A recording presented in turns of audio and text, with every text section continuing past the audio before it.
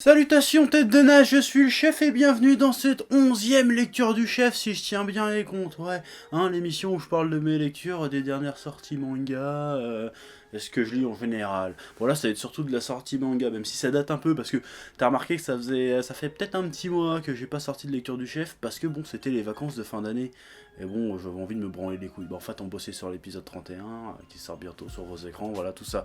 Donc du coup, j'ai pas eu trop de temps à consacrer aux lectures du chef et aux autres vidéos en général. Mais là, c'est la rentrée, donc c'est la reprise, donc je vais te parler de ce que j'ai pu voir un peu avant les vacances, et plus récemment même, mais ça tu t'en fous. Donc aujourd'hui, on va parler de Lost Sahara, hein, de Noragami, tome 1, et de l'oiseau bleu. Parce que les oiseaux bleus, c'est joli. Et moi, j'aime bien ce qui est joli, c'est beau quelque part, voilà. Et on commence tout de suite avec le tome 1 de Lost Sahara chez Ankama Édition par Alan Heller. Alors, bon, Alan Heller, c'est un poteau. Hein, c'est un gars que je connais depuis que je traînais sur les forums de manga amateur il y a 4-5 ans de ça. Voilà, on se donnait des conseils pour évoluer, tout ça. Donc, je suis très content et fier de voir qu'il sort enfin son premier manga pro. Et en plus, chez Ankama, avec l'histoire qu'il a toujours voulu sortir. Donc, ça me fait plaisir d'en parler. Voilà. Détective privé immortel, John B. Cookie est victime d'une malédiction. Ses souvenirs s'effacent tous les 7 jours. Rappelé par sa dernière cliente, une sorcière, Lady Rotwang, Cookie comprend que les deux affaires sont liées. Il se retrouve malgré lui dans un jeu aux règles diaboliques où ses adversaires voudront tous mettre la main sur sa mémoire. Au milieu du désert de Lost Sahara, Cookie, solitaire et égoïste, comprendra vite qu'il n'a pas d'autre choix que de coopérer avec les autres pour arriver à ses fins. En gros, c'est ça l'histoire. Et qu'est-ce qu'on en a pensé de ce tome 1 de Lost Sahara? Eh ben c'était plutôt sympatoche cool. Ouais, parce que déjà il y a un univers assez riche, assez atypique, hein. Tu peux croiser des détectives immortels, des sorcières, des vampires, des loups-garous, des golems, des cyborgs, et tutti quanti. Donc voilà, c'est assez hétéroclite comme on dit, c'est assez riche comme univers, il y a plein de trucs sympatoches à voir dedans. Et voilà, en plus c'est un truc qui ça se mélange bien en fait. C'est pas que ça a rien à foutre la voiture, ça semble un peu cohérent. Bah ça fait penser un peu, allez, pour donner un truc assez généraliste que tout le monde connaît, ça fait penser à un univers de One Piece, mais t'enlèves la partie pirate ancien temps, quoi. Ça mélange un peu, ça me dit un petit côté médiéval, un petit côté futuriste et un petit côté fantasy qui est tout à fait coolesque, voilà. Alors on a là une histoire tout à fait intrigante, pleine d'aventures, d'action, d'humour. Bon, c'est un petit peu un délire à la Stardust Crusader, hein. C'est-à-dire c'est des gens qui doivent traverser plus ou moins un désert pour arriver à une destination donnée, tout en subissant plein d'épreuves plus ou moins complexes, où il va falloir faire preuve de courage, de sang-froid, de stratégie, tout ça. Et ça tombe bien parce que j'adore ce genre de délire. Et en plus je sais à peu près de source sûre que Stardust Crusader, c'est une des références de l'auteur. Donc voilà, si t'aimes bien Stardust Crusader, je pense que ça pourrait te plaire le délire Lost Sahara, tout ça. Voilà, et moi j'aime bien ce genre de délire. Bon, c'est aussi un bouquin qui est blindé de références à la culture geek ou la culture pop en général, hein. C'est-à-dire il y a plein de références à la fois musicales, genre il y a un personnage qui ressemble un peu à Slash, il y en a une qui ressemble à Kylie Minogue, l'autre à Lady Gaga, voilà, et il y a des références jeux vidéo avec voilà, des accessoires qui font penser à la Super NES, ce genre de trucs comme ça, il y a des clins d'œil à d'autres mangas aussi, donc c'est assez riche en termes de, voilà, si t'aimes bien tout ce qui est un peu easter egg, tout ce qui est un peu référence, je pense que ça va te plaire aussi. Voilà. Il y a de la référence cinématographique aussi, hein, parce que rien que le pouvoir du héros, déjà il a un time code qui s'affiche sur son bras, un peu comme dans le film avec Justin Timberlake, la Time Out ou je sais pas quoi, où les gens ils ont le temps qu'il leur reste à vivre. Bon là c'est pas le temps qu'il leur reste à vivre, voilà. Et aussi un petit côté Memento. Hein, je sais pas si tu connais le film Memento, mais dans le film Memento, c'est un mec en fait qui se souvient plus de rien tout le temps. En fait, à la fin de la journée, il a oublié ce qui s'était passé la veille. Même pendant la journée, il est en train de faire un truc, merde, je suis en train de faire quoi, il perd la mémoire, du coup il se tatoue des trucs pour savoir ce qui va se passer. Bon là dans le manga dont on parle aujourd'hui, il se passe pas ça, mais le délire de perdre la mémoire à heure fixe, si tu veux, fait penser un peu à ça, et donc c'est tout à fait intéressant. C'est un peu complexe, mais franchement, voilà, ça se tient, on comprend le délire assez rapidement. Malgré tout, il y a quand même un petit souci, c'est-à-dire que quand tu prends les épreuves, indépendamment de l'histoire autour, c'est bien foutu, c'est vachement bien rythmé, c'est fun, c'est intéressant, c'est palpitant, c'est tout ce que tu veux, mais quand t'essayes de réfléchir au pourquoi du comment il y a des épreuves comme ça, là ça devient assez confus. Et je te parle pas par rapport au pouvoir ou même le fait qu'il doit trouver sa mémoire, c'est pas le problème. La Lady Rotwang, la sorcière qui veut retrouver son cube, elle engage des mecs pour retrouver son cube. Pourquoi sur le chemin pour aller chercher leur cube, son cube à elle, pourquoi elle leur impose des épreuves plus ou moins éliminatoires? Voilà, on peut se poser la question. Moi, j'ai pas compris pourquoi ils faisaient ça, en fait. Du coup, une bonne partie du tome, tu te demandes, ouais, mais pourquoi ils font ça, en fait? Tu vois, bah, ça gâche rien au plaisir, dans un sens, mais ça gâche un petit peu quand même, parce que quand t'aimes bien tout comprendre, t'es là, ouais, qu'est-ce qui se passe? Bon, à la fin du tome, bon, pour pas spoiler, on commence un peu à comprendre le délire qu'il y a derrière tout ça. Mais ça arrive un peu tard. Mais en même temps, c'est normal, parce que c'est une histoire de détective, donc il y a du mystère, donc il faut qu'il y ait du rebondissement, tout ça, tout ça. Donc voilà, je pense que ça va être une histoire, je crois qu'elle est prévue en 3 tomes si je dis pas de conneries, qui va s'apprécier dans son ensemble. Voilà, je pense que le format épisodique, bah bien, hein, bien sûr, mais je pense que c'est une œuvre qui se... Voilà, faudra lire les 3 tomes d'un coup pour tout bien apprécier, je pense. Mais à part ça, c'est cool. Bon, après, il faut dire aussi que le rythme est très rapide, donc ça aide pas forcément à assimiler tout le côté mystérieux, toutes les explications, tout ça, mais d'un autre côté, tout ce qui est action, aventure, humour fonctionne vachement bien. Hein, ça s'enchaîne, voilà, c'est un rythme de taré, ça pourrait faire penser à One Piece, encore une fois. Niveau rythme qui s'enchaîne assez vite, mais aussi un petit peu à des trucs plus parodiques, genre un peu Excel Saga, je sais pas si t'as déjà eu l'occasion de lire Excel Saga, ce genre de truc, et bah ça s'enchaîne vachement vite et du coup ça fonctionne.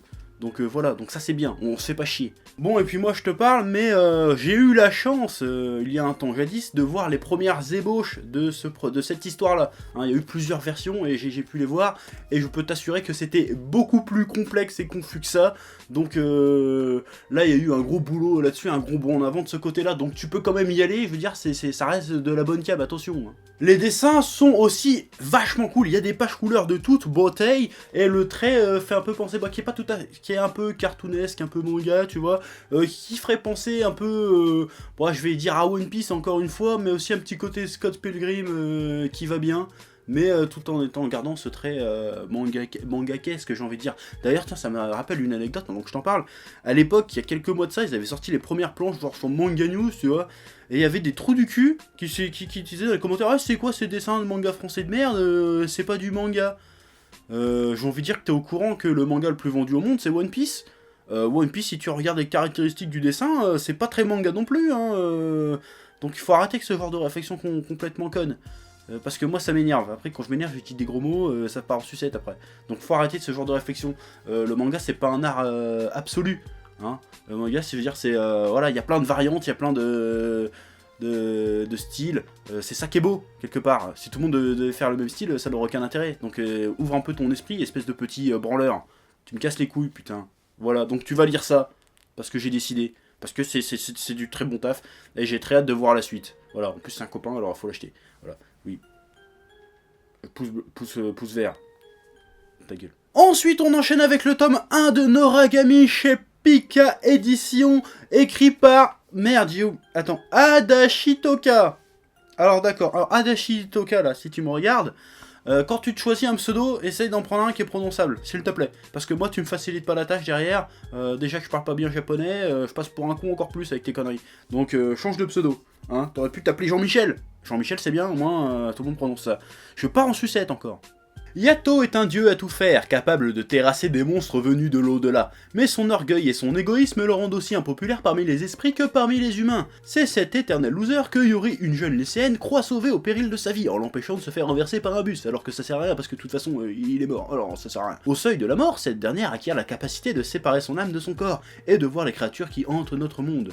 Coincée avec Yato jusqu'à ce qu'il la rende humaine de nouveau, elle le suit dans toutes ses galères. Voilà, c'est ça l'histoire, oui. Alors, qu'est-ce qu'on en a pensé de ce tome 1 de Noragami chez Pika Édition par Hashi Shoka, mon cul, hein? Et ben c'est tout à fait sympathique, hein. Pour l'instant il n'y a rien de bien ouf, mais c'est tout à fait sympathique quand même. Il y a un petit côté slice of life, comédie, mélangée avec du fantastique et une petite pointe neketsuesque, hein. On sent venir les combats contre des monstres balèzes ou d'autres dieux dedans, hein. Après je sais pas ce qui va se passer, j'ai pas lu la suite, j'en sais rien, mais c'est sympa. Bah, ça me fait un petit peu penser à Inuyasha, mélangé avec un petit côté Bleach, mais le Bleach du début là, où vous chassez des esprits à la compa quand ils se battaient à la Dragon Ball Z avec des katanas. Hein.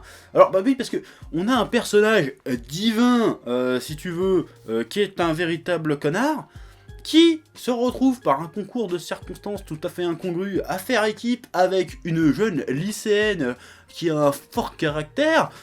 Et ensemble ils butent des monstres et vivent diverses aventures, des aventures diverses et variées. Hein. Ouais, c'est carrément Inuyasha dans un sens. Bah, Inuyasha c'est plus compliqué que ça, mais voilà, ça rappelle fortement Inuyasha. Mais c'est très bien Inuyasha, donc pas de problème. Alors il y a un petit bonus derrière, un autre aspect qu'il y a derrière, c'est qu'en fait, quand ils se battent contre des monstres, voilà, ils aident les gens en fait. Bah, quand ils aident les gens, c'est pas il y a un monstre qui m'attaque, je vais mourir, viens me sauver. Non, c'est pas ce genre de délire, c'est un peu plus, on va dire, subtil que ça. En fait, le gars c'est un dieu, hein, comme je te le disais tout à l'heure, et les gens font des prières au dieu. Du coup le dieu il entend les prières genre ouais ma vie est nulle, voilà, genre si t'es en dépression ou dans le manga ses camarades de classe la rejettent, si t'as que pas de chance, si tu te sens pas bien ou que tu commences à avoir de la maladie, tu veux te guérir, le dieu il arrive. Et en fait il t'explique plus ou moins que si t'as des emmerdes dans ta vie c'est pas forcément de ta faute, c'est parce qu'en fait y a des créatures, des esprits malins en fait qui vivent un peu partout qu'on peut pas les voir, qui s'accrochent à toi et qui attirent le malheur sur toi, qui peut se manifester de plein de façons différentes. Alors, ça peut être intéressant, mais au début, quand j'ai vu ça, je me suis dit, d'accord, ça peut donner des jolies histoires, mais le message derrière est pas forcément super positif selon moi. Parce que je veux dire, si j'ai peur que ça sous-entende que si tous les problèmes que t'as dans ta vie, en fait, c'est pas de ta faute. Voilà, t'y es pour rien, tu peux rien y faire, voilà. Moi, personnellement, je trouve que c'est pas super top comme message, le fait de pas responsabiliser les gens par rapport au truc. Bon, on va pas rentrer dans des détails métaphysiques, ouf, hein, on s'en bat les couilles. Mais non, parce que derrière, il y a un double effet subtilité qui arrive. Par exemple, dans la première histoire, bon, je vais te spoiler un petit peu, mais il y a une fille qui se fait harceler à l'école, et en fait, c'est parce qu'il y a une bestiole qui s'accroche à elle. Alors, du coup, il bute la bestiole. Du coup, elle dit, ouais, c'est sûr, les gens vont m'aimer et tout. Et puis, en fait, la fille, c'est un peu une connasse. Alors, du coup, fais pas d'efforts pour aller vers les autres et tout. Donc, du coup, ils disent, va te faire foutre. Parce que si tu fais pas, le dieu, il arrive, bon, moi, je veux bien t'aider, mais si tu fais pas d'efforts derrière, ça sert à rien. Parce que les monstres, bon, ils ont pas tous les malheurs de. Hein, tu peux pas mettre toutes les excuses, tous tes défauts sur le dos du monstre qui te suivait. Donc voilà, prends sur toi et fais en sorte d'avoir une vie meilleure un peu par toi-même, un petit peu. Voilà, donc ça, j'ai trouvé ça intéressant. Que ça se soit pas, tu vois, que ça soit un peu, voilà. Ça, j'ai bien aimé. Donc ça montre que c'est capable d'être un petit manga intelligent, donc j'aime bien ça. Voilà. Je crois que c'était un de ces moments où je mets 3 plombes à expliquer un truc simple, en fait. Ouais. Faut que j'arrête avec ça. Bon, après, j'espère que ça va pas partir en espèce de romance interceltique, je sais pas pourquoi je place ce mot, j'en ai rien à foutre, entre le dieu et la gonzesse, parce que, la merde, c'est bon, ça va. Bon, après, niveau dessin, c'est vachement stylé, parce que déjà, on a un style qui ressemble vachement au style de Death Note, Bakuman, tout ça, c'est-à-dire le style de Takeshi Obata, donc forcément, ça ne peut que être classe. Voilà. Bon, alors, c'est un bon petit manga qui commence bien, je vais essayer de suivre ça. Et puis, peut-être que j'en reparlerai à un moment donné. Alors, je sais qu'il y a un animé, si j'ai bien compris les bails, qui est sorti il y a un petit moment de ça, ou il y a pas longtemps de ça, je sais plus, qui adapte ce truc-là. Donc, j'imagine qu'ils ont sorti le manga dans la foulée, normal. Je l'ai pas vu. Pas encore. Je le regarderai peut-être un jour, je sais pas. Donc, voilà, parce que tous les jours, je suis emmerdé. Parle de Noragami, c'est bon. Hein, ça va. Un jour, peut-être. Pour l'instant, j'ai d'autres mangas à te parler. Hein, qui sont... voilà, bon, j'ai du culte en réserve. Donc t'attendras un petit peu, voilà. Noragami, c'est pas mal. Et enfin, on va parler de l'oiseau bleu de Takashi Murakami, ouais, parce que je l'ai pas, vu, dans la collection Latitude de Kiyun. Ah oui, parce que Kiyun, ils ont sorti une espèce de collection un peu de bouquins d'auteurs grand format, comme ça, il y en a plein. J'en ai d'autres encore, mais je vais peut-être pas en parler des autres, c'est celui-là que j'ai préféré, donc je vais parler de celui-là. Alors, c'est l'oiseau bleu, donc petit résumé tout de suite, hein, voilà. Yuki Higashimoto est la plus heureuse des femmes, un mari aimant, Naoki, ainsi qu'un adorable garçon de 5 ans, Shu, le comble du bonheur. Mais la sortie de route de la voiture qui les ramène d'un innocent pique-nique va sonner de manière cruelle et irrémédiable la fin de cette existence paisible. Le petit Shu ne survit pas à la violence du choc, il est donc tout mort, et Naoki est plongé dans un coma végétatif et je parle pas de légumes. Pour Yuki, un long combat commence. Comment reconstruire sa vie et préserver un lien avec un mari qui est présent sans l'être vraiment? Ce qui m'amène à me poser la question qui me hante depuis des années. Est-ce que quand t'es dans le coma, tu peux quand même bander? J'ai honte de moi. Ouais, j'avoue. C'était pas... Alors, l'oiseau bleu est un très beau bouquin. Hein. Bon, déjà, je vais parler du dessin. Le dessin est très joli et très épuré, très simple, très mignon. très léger, comment dire, très fleuri, j'ai envie de dire. On aurait presque dit que c'est un dessin pour raconter un conte, tu vois, avoir un conte pour enfants, tu vois. Mais en fait, c'est tout l'art du japonais, tu vois. Ils te mettent des graphismes, machin, des mises en scène, toutes simplettes, toutes gentillettes, pour te raconter des trucs absolument tragiques. Hein, des trucs atroces que t'aimerais pas qu'il t'arrive dans ta vie à toi. Parce que c'est ce qu'il y a là-dedans, c'est super triste, putain. Je veux dire, c'est beau quelque part, parce que ça raconte, ça met en avant le fait que oui, malgré les tragédies, on peut toujours s'en sortir avec du courage, la foi, tout ça. Ok, mais quand même, merde, c'est chaud. Je veux dire, ils sont tranquilles comme ça dans leur pique-nique. J'aime ma famille. Boum, ta famille est morte, connasse. Chiale maintenant. Putain, c'est chaud. Après, il y a plusieurs histoires. Il n'y a pas qu'une seule histoire. Il y a 3 histoires, si je dis pas de conneries, parce que je l'ai lu il y a un petit moment, mais il me semble qu'il y a 3 histoires. 3 histoires qui se passent à 3 époques différentes, plus ou moins, mais qui, en fait, au fur et à mesure que tu lis, tu te rends compte qu'ils sont tous liés entre elles. Par un personnage, par un lieu, par... voilà. Donc, en fait, c'est plus ou moins l'histoire d'une famille sur plusieurs époques. Et à la fin, tous, machin. Il y a plusieurs problèmes. Alors déjà, il y a la maladie, enfin déjà, il y a le décès, donc ça parle pas mal de deuil, notamment du deuil d'un enfant. Quand même, c'est un deuil un peu hardcore. Et aussi des soins hospitaliers réservés aux patients dans un état végétatif.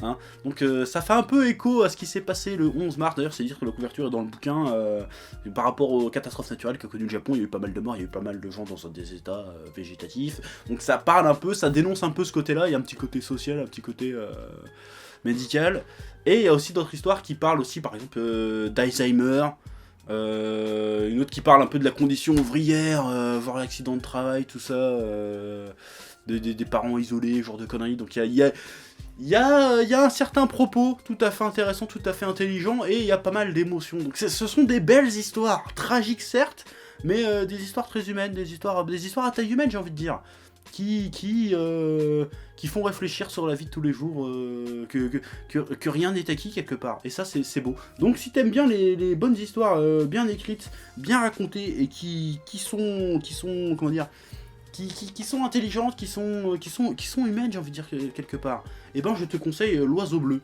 Voilà. Bon, voilà. Et en plus, ça en fait pas des caisses, bizarrement, parce que les Japonais en général, ils en font des caisses pour tout et n'importe quoi. Je trouve que c'est assez sobre, c'est assez terre à terre. C'est assez, c'est tout en retenue quelque part. C'est pas genre s'il n'y a pas des gros chialades à la One Piece, il y a pas de, voilà. C'est assez, c'est bien foutu. Donc je te le conseille, je te le recommande. Hein, un peu de lecture intelligente, vraie, j'ai envie de dire. Voilà, de l'art du vrai. C'est beau. Voilà, tu lis ça, c'est bien. Allez, maintenant je me casse.